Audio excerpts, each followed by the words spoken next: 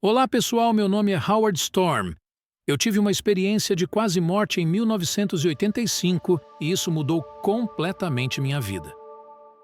Antes da minha experiência de quase morte, eu era um ateu convicto.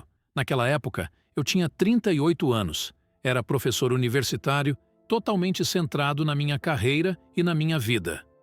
Em 1º de junho de 1985, eu estava no final de uma excursão de arte de 3 semanas com um grupo de meus alunos da universidade onde eu ensinava.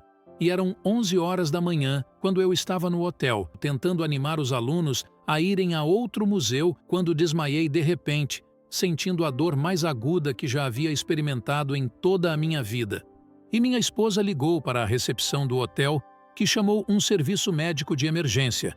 E um médico veio provavelmente em cerca de 10 minutos. E ele disse que eu tinha uma perfuração no duodeno, que é uma parte do estômago, e que eu precisava passar por uma cirurgia dentro de 1 hora. Caso contrário, eu morreria.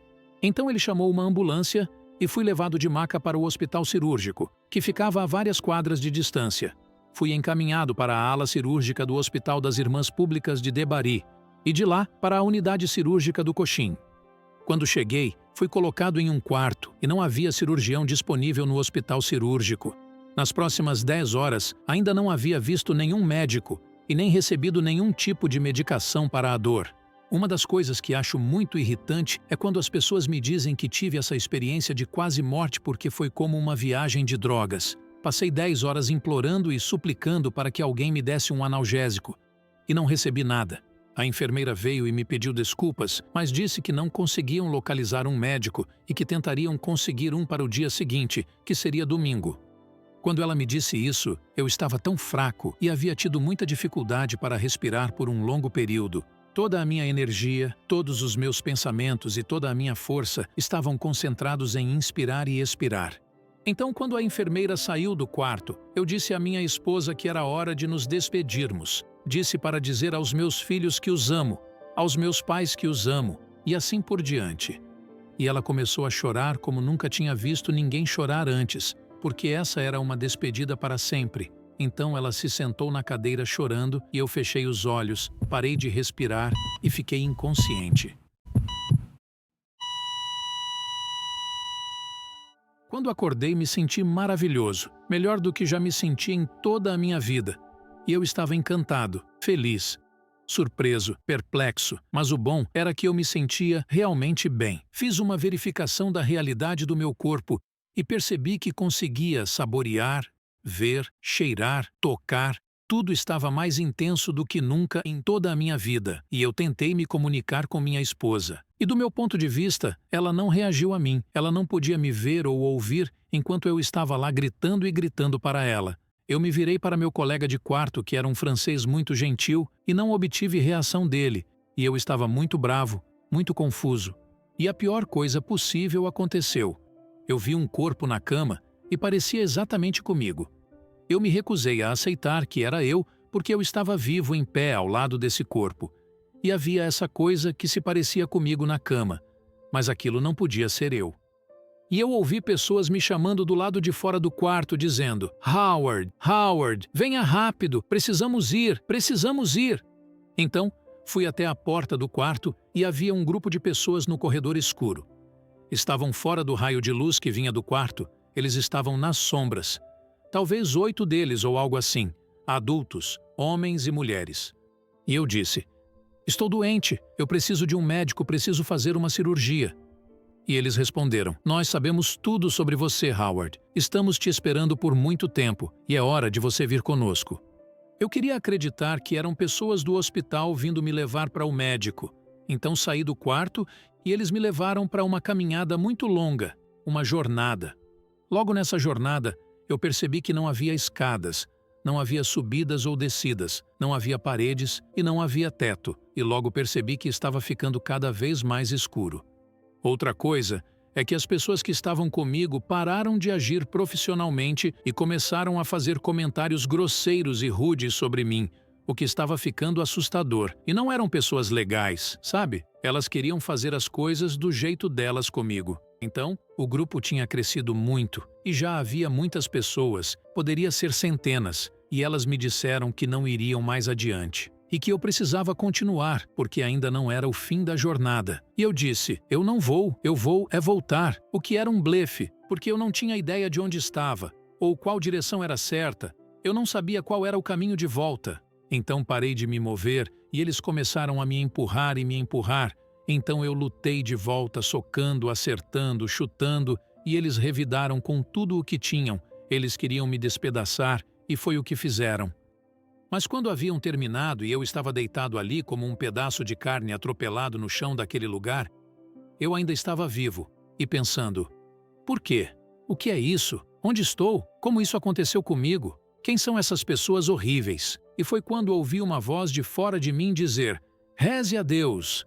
Eu pensei, eu não acredito em Deus, isso é ridículo. E a voz disse mais uma vez, reze a Deus. E eu pensei, eu não sei como rezar. Eu não rezo desde criança, nem sei o que dizer. E a voz, de forma muito forte e um pouco alta, disse, reze a Deus.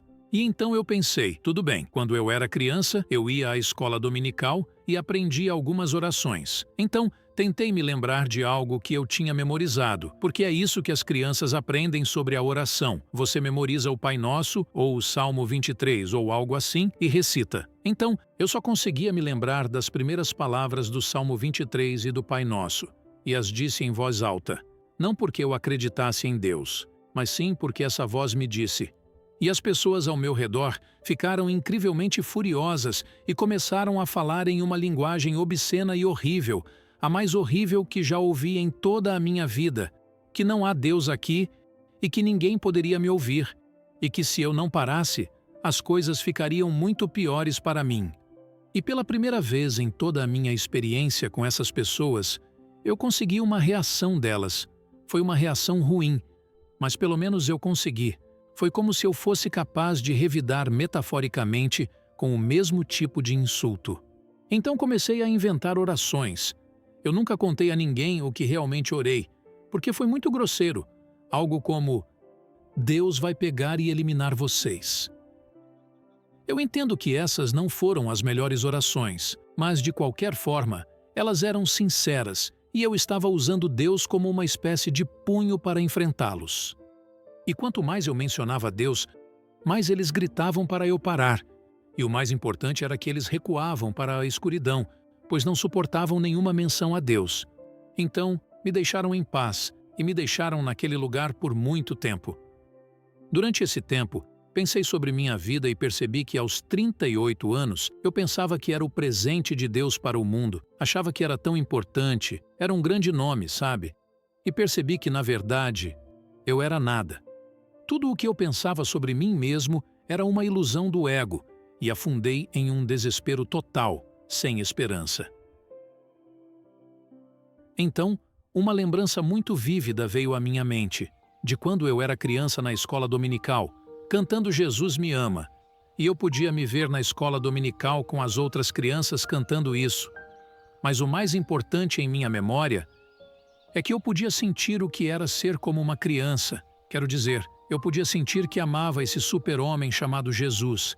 E quando eu era criança, costumava orar a ele e coisas assim, e eu acreditava nele, e ele respondia às minhas orações. E então eu disse, Jesus, eu não sei se você é real ou não, não sei se você se importa comigo, não sei se quer ouvir minha oração, mas Jesus, por favor, me salve. E o que eu queria dizer com me salve era me tirar daquele lugar, sabe? E para minha surpresa, uma pequena luz como uma estrela apareceu naquela escuridão e ficou muito brilhante muito rápido, e ela veio sobre mim bem na minha frente. Era uma luz branca impossivelmente brilhante, muito mais brilhante que o sol 10.000 vezes.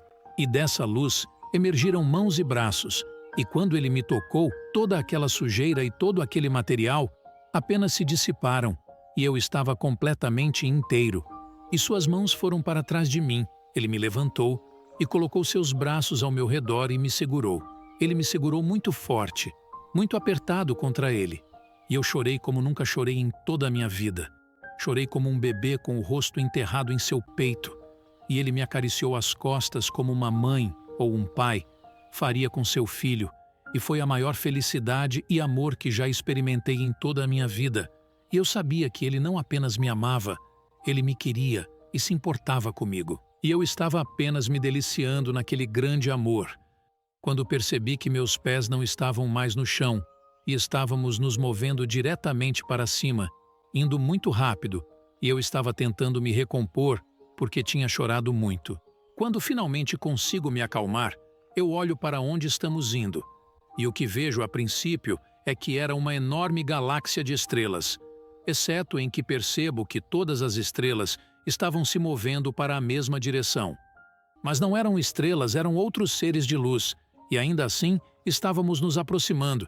E pensei comigo mesmo, ele cometeu um erro terrível, sou um pedaço de lixo, eu não pertenço aqui, porque eu me sentia muito sujo. E com isso, paramos do lado de fora desse reino de luz e seres de luz, e ele falou comigo pela primeira vez telepaticamente e disse: "Não cometemos erros, você pertence aqui." Eu pensei, mas não disse: "Como você sabe o que estou pensando?" E ele respondeu: "Eu sei tudo o que você já pensou." E então pensei: isso é realmente ruim, porque tive muitos pensamentos que não queria que você soubesse que pensei. E ele riu. Então começamos a conversar. E é engraçado, mas ele é o cara mais legal que eu conheço. Ele é muito legal, muito acessível, fácil de lidar. E eu chamo Jesus de meu melhor amigo. Ele também é meu Senhor e Salvador e Rei dos Reis e tudo mais. Mas ele é meu amigo. Ele disse que tinha algumas pessoas que ele queria que eu conhecesse e chamou com tons musicais. E o que eu chamo de anjos apareceu. Ele disse que eles gravaram a minha vida e que queriam me mostrar. E então tive uma revisão de vida, onde passamos pela minha trajetória em ordem cronológica, conforme avançava da infância para a adolescência e depois para a vida adulta. As coisas começaram a piorar e eu vi o quão egoísta eu tinha me tornado e o quanto machuquei minha mãe, meu pai, meus amigos, todo mundo sendo tão egoísta. Porque o que eles queriam me mostrar era como ser uma pessoa gentil e amorosa, e eu não era isso, eu era uma pessoa bem-sucedida, o que para mim era o que importava, e a parte gentil e amorosa era vista como um sinal de fraqueza. Eu queria ser o maior e mais temido urso na floresta, sabe? Eu queria que as pessoas tivessem medo de mim, porque eu pensava que era isso que um homem de verdade fazia. Você governa pela intimidação. E eu sabia que estava realmente causando dor a Jesus e aos anjos com as coisas que fiz na minha vida. Quando terminou, Jesus disse: "Você tem alguma pergunta?" E eu disse: "Eu tenho 1 milhão de perguntas para fazer, todas as perguntas para fazer." Então perguntei a ele tudo o que consegui pensar, e ele respondeu a todas as minhas perguntas pacientemente, gentilmente e completamente. E ele me deu a má notícia, que eu tinha que voltar para este mundo, o que eu vigorosamente não queria. Eu queria ir para o céu. E ele superou minhas objeções sobre voltar aqui, com razão, bondade e paciência, e eu voltei. Quando voltei, estava de volta ao corpo, de volta à dor, e imediatamente uma enfermeira entrou no quarto, era por volta das 9 da noite, meia hora depois de ela ter estado lá antes. Ela disse que os médicos haviam chegado e que iriam me preparar para a cirurgia, e eu fiz a cirurgia às 10 horas. Na manhã seguinte, quando acordei, sabia que a coisa mais importante da minha vida tinha acontecido comigo e que teria que me reconstruir. Eu passei 38 anos construindo esse personagem e agora preciso demolir tudo e construir uma pessoa completamente nova. Desde 1985, tenho trabalhado nisso, tentando construir uma nova pessoa, e a maneira como fiz isso foi seguindo Jesus Cristo, a quem acredito ser o Filho de Deus. Acredito que por um tempo, há 2000 anos, ele foi totalmente humano e completamente divino para nos mostrar o que os seres humanos poderiam e deveriam ser. Então, essa é a história da minha vida.